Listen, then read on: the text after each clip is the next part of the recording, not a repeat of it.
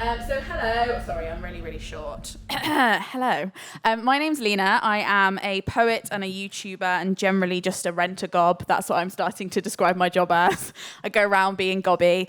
But it hasn't always been that way, and I've definitely felt a lot of imposter syndrome over the years. And after lots of requests, I've kind of slowly developed various different versions of this talk. Sometimes I do it as like a workshop that's all about creativity.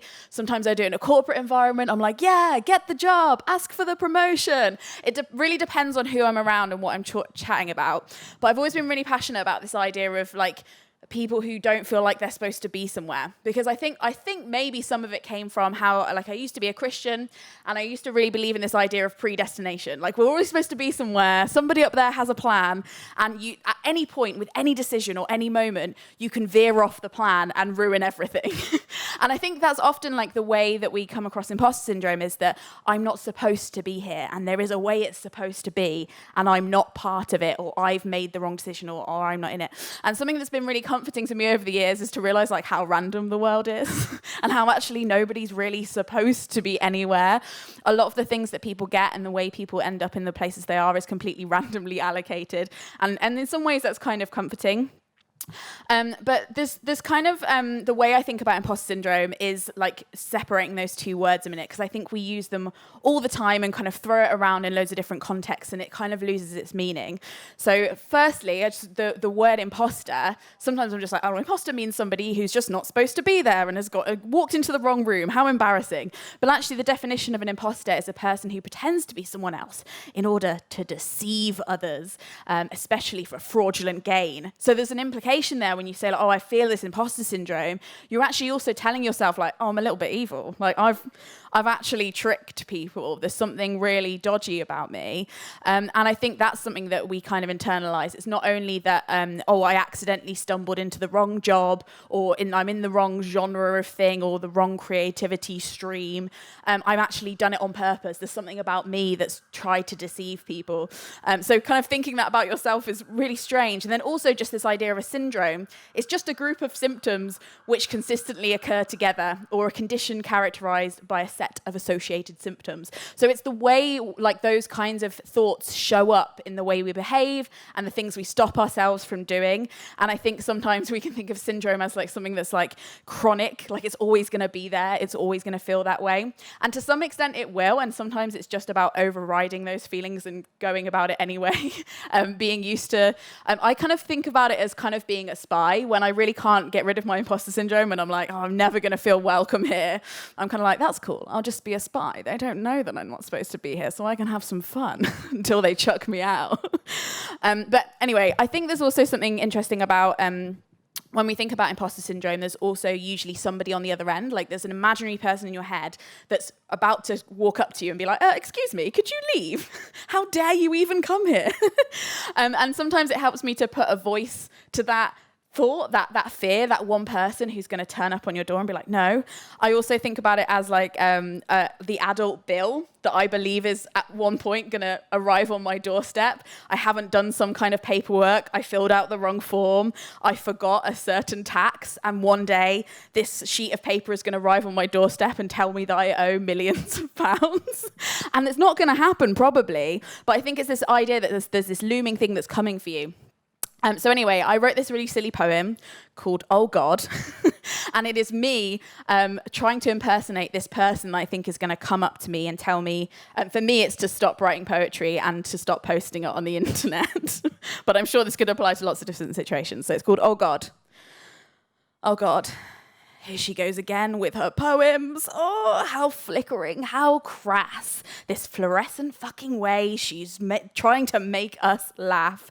I hope she doesn't ask me if I've seen them. Dayglow and dewing, waiting for me, served fresh every morning, stretched over my feed like a naked cat. A trough I'm supposed to dive into, nose first, guzzling up whatever raucous revelation she has boiled the punch out of now. Just keep scrolling. Switch the lights off and lie, carpet to face below the sill. Perhaps she will think we are out. So I think sometimes it's really helpful when you're feeling that imposter syndrome to be like, who is this person that's going to like tell me to go away or to tell me to stop making the thing? Like, who are they? And do I trust them? Because I think one of the best bits of advice I've ever been given was to not take criticism from anyone you wouldn't take advice from. And there's lots of people that might tell you to stop doing a thing or to not even start, but that's not how I would treat anybody else. And those kinds of people aren't the people that I would take advice from or ask for feedback from my work on. So I think that's also something to consider when you're trying to work out why you don't feel very welcome somewhere. Another thing when it comes to making something and learning a skill is that I think we often project loads of different kind of pressures on it. So I made a list of things that I realized I was trying to do, like with my own work. So I really, when I was like thinking about my work, I was like, you need to earn money for me. You need to make me famous. You need to buy me love. You need to earn me respect. You need to save the world, and you need to prove to me that I am me. Sometimes I think like making work, I always put this pressure on myself for it to do all these different things. Like if I could only write the perfect poem or paint the perfect painting or write the perfect CV, I will then have this manifested piece of this thing that I can hold up to people and be like, look, it's me. I made it. This is me over here. It's very explicit. It doesn't change. It's solid. This is who I am. And I've realized, one, that is impossible. And it's also something that often makes the work worse. Sometimes I think there's this pressure to make something that already serves a purpose, and we forget how fun it is to just make the thing, however good or bad it could be. There's this really cool quote from Elizabeth Gilbert that I thought was really funny when she was talking about like her pressure to write books and make money from them. She says, to yell at your creativity saying, you must earn money for me, is sort of like yelling at a cat. It has no idea what you're talking about, and all you're doing is scaring it away because you're making really loud noises and your face looks really weird when you do that.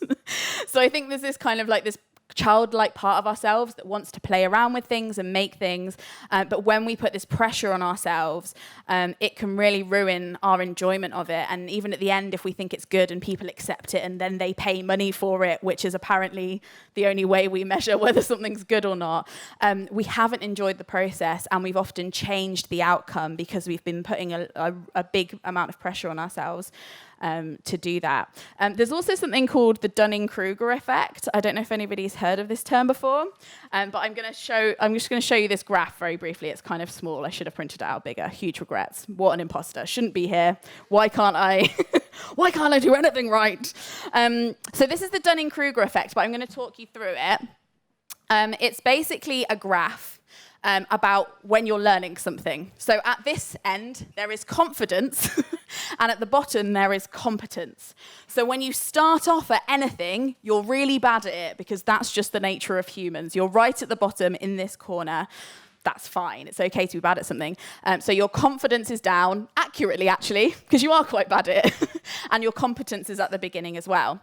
But when you're thinking you're going to be bad at something and you actually start doing it, you're going to be really surprised that you can kind of do it, and your confidence soars up really fast. Before you've gone along that competence line and you've actually started getting really good at it, your confidence will soar, and you'll be like, yes, I can actually do it. This is incredible.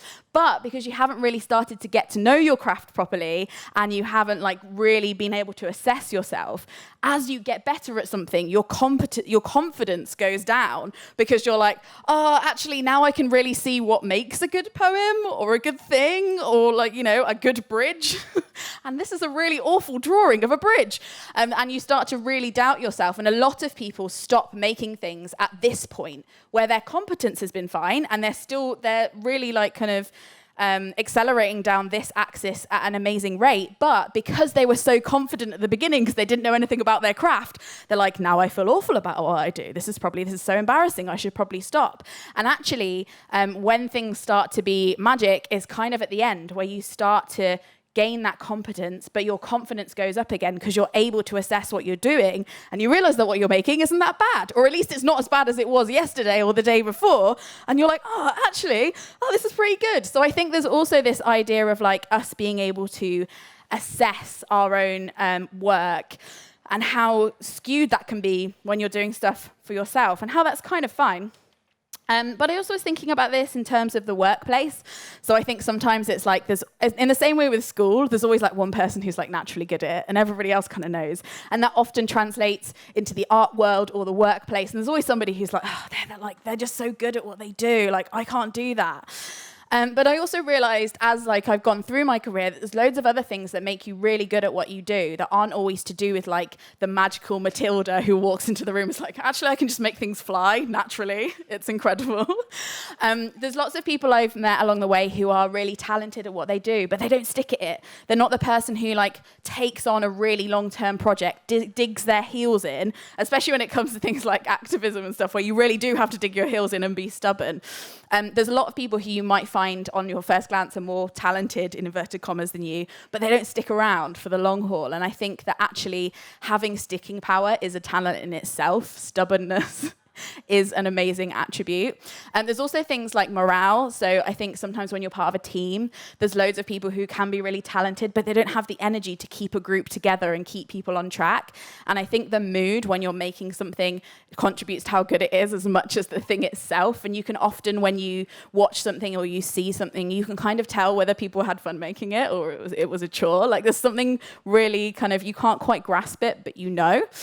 There's also things like innovation. So sometimes you're not the best at something, but you can see where the gap is. And there's lots of people that are really famous for their work, not because they're particularly the best at it, because they've done something before everybody else has, or they've linked two things together that nobody had associated before. And that in itself is a talent, but it's not always something that we've been taught to value. And also just generally on my soapbox of politics again, there are different ways that you can be really good at something because of your morals. So there are things that people can be really good at, say like in the book publishing industry, there are loads of people who are incredible at publishing books, and that's a field I worked in for a long time. But I realized that they had slightly different morals to me. They weren't always like behind an author, or they weren't thinking about the impact on the environment. And I knew there were people that were more talented in the business or in the team than me, but I knew that I had a belief system that was probably going to be better for people overall. So oh no, it's all going away. I kind of felt that while I wasn't the best person in the room on paper, and I probably didn't have like a first degree from a fancy university like they did, I knew that the reason I was doing it was like really true to what I believed, and I believed that people should be treated fairly in their art, and that's something that made me feel like I should stick around, because I'm like, even though these people are definitely better at spreadsheets than me, I don't feel like they're thinking through the implications of how our industry is treating people, and so therefore I do think I should be in the room, not because I'm the best, but because I am quite stubborn. I'm just going to pick up all my paper. You can sing a little song while I do that. How long have I got? I haven't been timing myself. I don't want to chew your arm off for too long. I'll just keep going. Five. Okay, cool. Basically, I just have so much to say on this topic, as you can see from all of the sheets, that I'm kind of giving you as much as I can in the time allotted. But I also think there's two more things I want to say. One, I think sometimes when we talk about imposter syndrome, it can really be focused on you, and like, you feel like an imposter, you just need more confidence. But I think there's also a slightly bit of gaslighting there, because there are situations where people are going to make you feel unwelcome, and that's not all in your head. There's a really great article I read by, I will remember her surname at some point, but her name's Beth, and she just wrote an article called Do I have imposter syndrome, or am I just a working class woman? And I think there's loads of like material around there where we can say like, oh, you just need to believe in yourself a little bit more and things will be fine. When I actually think looking at your imposter syndrome and being like, is this imposter syndrome? Or is this actually not to do with me? This is to do with systemically where the outside world is listening to me and treating me.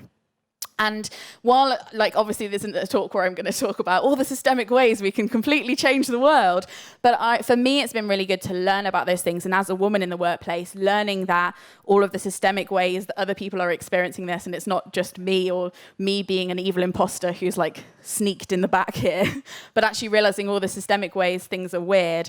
Like a very quick example is I used to work in a really right-wing male-dominated environment, and when I used to manage like two men, And whenever I'd go into a meeting, they would reach over my head and shake my assistant's hand because I was so short, and also because they assumed that I was his assistant. So I always had to be like, hello, it's me. And the same, like in this work environment, we had standing meeting rooms, which again, huge red flag if you work in an office and they have standing meeting rooms because they don't want you to waste any time. But the definition of a standing desk is very different if you're shorter. So the standing desk on men would come up to here, and on me would be around my chin height.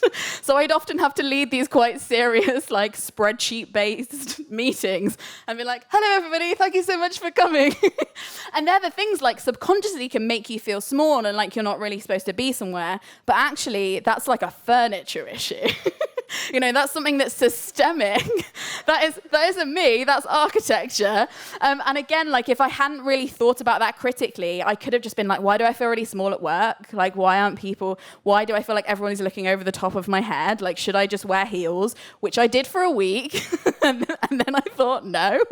But yeah, there's stuff like that as well I just wanted to mention because I think it's important to think like, it's not all just like, oh my God, why don't I just have enough confidence? Why aren't I really badass? It's like, sometimes it's to do with that.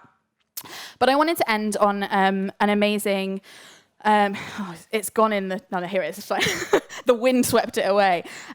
This amazing quote from Audre Lorde, who wrote a essay that I reread constantly called Poetry is Not a Luxury. And I think that sometimes we, to make good stuff, or to enjoy life, we have to let go of this idea that what we make and our skill set is intrinsically linked to our value. I think a lot of the things about like earning me money, telling me that I'm me, it is all tied up with this idea of like what we produce is what we are. And again, no capitalist rant necessary probably, but this idea that we have to produce things to be of worth, and that the things that we make have to make sense to other people. It's kind of a little bit weird and can stop a lot of people from making incredible things. So this is just a really small quote from this very good, amazing, widely available and free essay online. Anyway, she says, poetry is the way we help to give a name to the nameless so it can be thought. The farthest external horizons of our hopes and fears are cobbled by our poems, carved from the rocks of experiences of our daily lives. As they become known and accepted to ourselves, our feelings and the honest exploration of them become sanctuaries and fortresses and sprawling grounds for the most radical and daring of ideas. The house of difference so necessary to change and the conceptualization of any meaningful action. Right now, I could name at least 10 ideas I would have at once found intolerable or incomprehensible and frightening, except as they came to me after dreams and poems. This is not an idle fantasy, but the true meaning of it feels right to me. We can train ourselves to respect our feelings, to discipline or transpose them into a language that matches our feelings so that they can be shared. And where that language does not exist yet, it is our poetry which helps fashion it. Poetry is not only dream or vision, it is the skeleton architecture of our lives. If what we need to dream, to move our spirits most deeply and directly towards and through promise, is a luxury, then we have given up on the core foundation of our power, our womanness. We have given up on the future of our worlds. And I think that's really incredible because it's this idea that what you're making isn't just like a treat that you give yourself sometimes. You're like, oh, well, I'll have to do all these like chores and all this other stuff. And then like, if I'm good, then I get to make the thing that I really want to make. What she's saying is that through her poetry and through her making something, she's transposing her own feelings and emotions and processing them. And it's kind of the architecture of her own beliefs. So I think sometimes when we don't let ourselves make things or turn up to things and be part of things, we're kind of not really becoming ourselves. And I think sometimes when we think about being in a room or being invited somewhere as a luxury and something that only some people get to do, we've really skewed our idea of what a treat is and who we become. So that's my tiny little soapbox rant. I'd love to talk more to you about it if you'd like to chat afterwards. But I really encourage you to go out and make the thing. And a silly trick that I did for myself when I was trying to write a book was because of like weird school things that I don't think I can get out of my head. I just work with them. So I wrote myself a permission slip that was like, but I hereby declare that Leena Norms is permitted to write a poem of any length and of any talent or worth. Doesn't have to be good, but she may write one if she wishes. Signed, Leena Norms. And I stuck it above my desk and I was like, right, I have a permission slip now. I'm allowed to. Like nobody, like I'm not an imposter. I've got a permission slip. So sometimes playing stupid little tricks on your brain is really good. And if there's something that you've been thinking about while I've been talking that you want to do, doing something silly for yourself, like writing yourself a permission slip, weirdly does work. But anyway, thank you so much for having me and I hope you have a great festival.